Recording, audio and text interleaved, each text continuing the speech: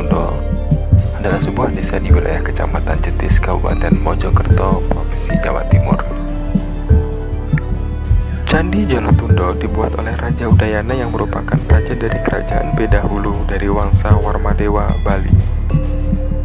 Raja Udayana menikah dengan seorang putri Wangsa yang isnaya dari Kerajaan Medang, yaitu Putri Gunapriya Dharmapatni pada masanya. Kerajaan Medang merupakan kerajaan yang cukup kuat di tanah Jawa. Bahkan Kerajaan Medang melakukan penaklukan di Bali, mendirikan koloni di Kalimantan Barat, dan melakukan serangan ke Kerajaan Sriwijaya pada tahun 991 Masehi. Raja Udayana dan Putri Gunapriya Dharmapatni memiliki seorang anak yang bernama Airlangga. Pemberian nama Airlangga memiliki arti air yang melompat. Candi Jolotundo merupakan wujud rasa cinta Raja Udayana dalam menyambut kelahiran Airlangga, sehingga pada tahun 997 Masehi, Raja Udayana membangun Candi Jolotundo, namun mendapat sumber lain yang menyebutnya bahwa Candi Jolotundo merupakan tempat pertapaan dari Airlangga setelah mengundurkan diri dari singgasana Kerajaan Kahuripan dan digantikan oleh anaknya. Kerajaan Kahuripan adalah kerajaan yang didirikan oleh Airlangga pada tahun 1009 Masehi. Kerajaan Kahuripan merupakan lanjutan dari Kerajaan Medang yang telah runtuh pada tahun 1006 Masehi. Sumber lainnya juga mengatakan bahwa ketika masih berusia muda, Airlangga mengunjungi daerah Jolotundo dalam rangka untuk menenangkan jiwanya. Airlangga mandi di sumber mata air tersebut, dan setelah mandi Airlangga merasakan ketentraman jiwa. Candi Jolotundo terkenal dengan patirtanya pemandian. Konon keberadaan patirtan tersebut ingin menjelaskan bahwa air yang keluar dari patirtan tersebut adalah amerta, yang seolah-olah keluar dari tubuh Mahameru. Air amerta adalah air yang digunakan dalam kehidupan manusia dan juga para dewa yang berfungsi sebagai air kebaikan untuk umat manusia. Banyak pihak yang menganggap bahwa sumber mata air yang berada pada Candi Jolotundo memiliki kualitas terbaik setelah air Zam-Zam yang berada di Mekah. Airnya bersih dan memiliki kandungan mineral yang sangat tinggi. Beberapa pihak percaya air dan sumber mata air Candi Jolotundo memiliki banyak khasiat, seperti dapat menyembuhkan berbagai penyakit sampai mampu membuat awet muda. Sumber mata air ini juga tidak pernah kering walaupun dilanda musim kemarau. Pada malam 1 Suro atau 1 Muharram, tepatnya bersinarnya bulan purnama, banyak masyarakat yang mengunjungi Candi Jolotundo, khususnya masyarakat Bali. Mereka datang untuk melaksanakan ritual dengan tujuan ngalap berkah, mensucikan diri, bahkan sampai memandikan pusakanya. Mitos-mitos yang ada bisa dipercaya ataupun tidak, tergantung dari individu masing-masing. Kita harus tetap bisa menghargai sejarah Candi Jolotundo sebagai bagian dari salah satu situs bersejarah yang dimiliki Indonesia. Sejarah Candi Jolotundo merupakan salah satu sejarah Indonesia yang didukung dengan bangunan candi, dan Candi Jolotundo merupakan salah satu candi di Jawa Timur dan salah satu candi di Mojokerto, tepatnya di Dukuh Balai Kambang, Desa Sololiman, Kecamatan Trawas. Dan lokasi candi dapat ditempuh kurang lebih 55 km dari kota Surabaya. Akses jalan menuju candi dapat ditempuh lewat Trawas dengan menyisiri lereng Gunung Penanggungan dengan medan yang cukup berkelok-kelok.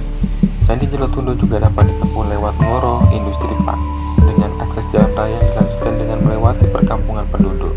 Secara geografis, Candi Jolotundo berada pada ketinggian kurang lebih 800 meter di atas permukaan laut dan berada pada Bukit Bekal, lereng barat Gunung Penanggungan, sehingga sampainya di Candi Jolotundo, wisatawan dihadiri pemandangan alam yang hijau dan udara khas pegunungan yang sejuk. Candi Jolotundo atau juga sering disebut dengan Candi Jalatunda memiliki arsitektur dan bangunan yang sangat megah. Pada bagian dinding kanan candi terdapat pahatan yang bertuliskan angka 997 Masehi. Lalu pada bagian dinding kiri candi terdapat pahatan yang bertuliskan tahun 899 Saka atau 977 Masehi. Dan di bagian dinding kiri belakang candi terdapat tulisan gempeng. Menurut tafsiran para ahli, tulisan gempeng tersebut memiliki arti lebur. Jika dilihat dari arsitektur keseluruhan Candi Jolotundo, maka kata gempeng dapat diartikan sebagai melebur atau memotong. Hal ini memiliki arti candi yang juga merupakan pemandian ini dibangun dengan memotong lereng Gunung Penanggungan. sehingga situs bersejarah ini seolah-olah melebur menjadi satu kesatuan dengan Gunung Penanggungan.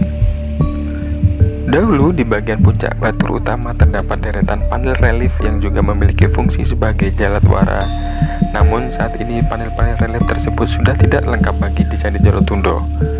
Sebagian panel disimpan di Museum Nasional Jakarta dan sebagian panel lagi hilang. Pahatan pada panel relief menceritakan adegan-adegan dalam kisah Mahabharata, seperti Bima yang sedang mengamuk dalam kaitan kisah Sayembara Dewi Drupadi, kisah Dewi Margayawati dengan Raja Udayana, dan penggambaran Garuda dalam rentetan kisah Kata Saritsagara. Bangunan Candi Jolotundo berukuran panjang 16,85 meter dan lebar 13,52 meter. Candi Jolotundo disusun dari batu andesit yang dipahat halus. Candi Jolotundo memiliki dua sendang tempat pemandian yang bersandingkan batu di sisi kiri dan sisi kanan. Dua sendang tersebut berukuran 2 x 2 meter menghadap ke barat. Sumber air atau mata air berada di sisi timur dan keluar dari lubang yang berada di tengah batu dinding. Jumlah pancuran air pada candi ini adalah 52 pancuran air, dan pancuran air ini selalu mengalirkan air di sepanjang musim. Kemudian di bagian tengah terdapat kolam bertingkat dan di bawahnya juga terdapat kolam berukuran 6 x 8 meter yang berisikan ikan-ikan dengan ukuran yang besar. Konon, jika mengambil ikan tersebut, maka yang mengambil akan terkena musibah. Tingkat pertama yang teratas merupakan tempat mata air utama yang condong keluar dari lereng Gunung Penanggungan. Ketika dulu Lapik Arca masih ada, pernah bertahta arca dari seorang dewa. Di belakang lapik tersebut terdapat sisa Prabha Mandala yang berbentuk lingkaran. Tahta tempat Lapik Arca tersebut berada di Batur yang lebih tinggi dari permukaan air kolam. Pada bagian puncak Batur terdapat panel relief layaknya simbar besar yang melebar.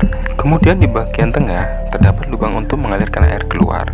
Tampak pula di sudut-sudut Batur jaladwara yang berbentuk mulut makara yang juga berfungsi sebagai pancuran air. Di sekitar Candi Jolotundo terdapat pendopo dan gazebo bersantai menikmati suasana tenang dan sejuk udara di lereng pegunungan kawasan Jolotundo. Juga dijadikan titik awal menuju 17 candi lainnya yang tersebar di sepanjang jalur pendakian Gunung Penanggungan. Sekitar 1 km sebelum Candi Jolotundo terdapat Pusat Pendidikan Lingkungan Hidup PPLH Solo Liman. Kolam pemandian yang ada pada Candi Jolotundo memiliki kedalaman 5,2 meter. Dari keterangan salah satu pengelola Candi Jolotundo, dua sendang yang ada pada Candi Jolotundo merupakan tempat pemandian para petinggi dan kerabat kerajaan untuk mensucikan diri. Kolam di sisi kiri candi digunakan sebagai tempat mandi laki-laki, sedangkan kolam di sisi kanan candi digunakan sebagai tempat mandi wanita. Dulunya, kolam di sisi kiri candi tersebut digunakan oleh sang raja untuk mandi atau berendam, dan kolam di sisi kanan candi digunakan oleh sang ratu untuk mandi atau berendam. Bangunan Candi Jolotundo berukuran panjang 16,85 meter dan lebar 13,52 meter. Candi Jolotundo disusun dari batu andesit yang dipahat halus. Candi Jolotundo memiliki dua sendang tempat pemandian yang bersandingkan batu di sisi kiri dan sisi kanan. Dua sendang tersebut berukuran 2 x 2 meter menghadap ke barat. Sumber air atau mata air berada di sisi timur dan keluar dari lubang yang berada di tengah batu dinding. Jumlah pancuran air pada candi ini adalah 52 pancuran air, dan pancuran ini selalu mengalirkan ini di sepanjang musim. Kemudian di bagian tengah terdapat kolam bertingkat dan di bawahnya juga terdapat kolam berukuran 6 x 8 meter yang berisikan ikan-ikan dengan ukuran yang besar. Konon jika mengambil ikan tersebut, maka yang mengambil akan terkena musibah.